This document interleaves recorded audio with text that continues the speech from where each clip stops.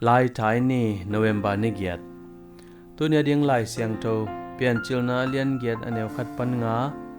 aneu som le tumpan som le giat ai hangin nangkong muang hi hongbol sete khut sung panin ke hongon khia in late number som thum le khat tang som le li pan som le nga pasian hun Mac in gamdanga khwal jinding agel na thu ngai sonin lom ma ma he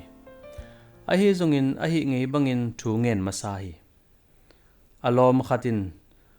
zum kha khunong hilele pasian dot jozen kulmo chi hi na khem pe pasian ap ding chi Mac upna a hi tutunga khwal jin gel na pen phiat ki ding chi phok sak na khat nga hi phiat tak pi hi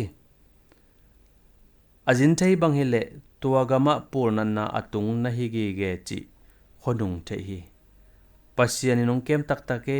chin cham te hi tui chi na kem chiang in noa le in kwan te in khani sung bang pasian hu na muangin tembo sunga nga ko hi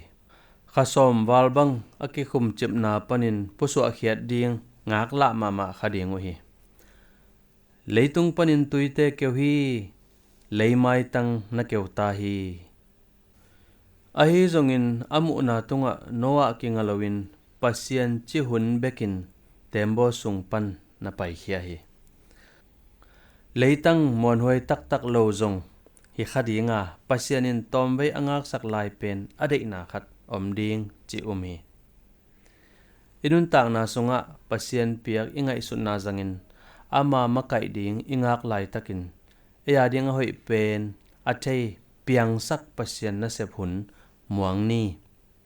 ayangin nangkong muang hi hongbol sete khut sung panin ke hongon khia in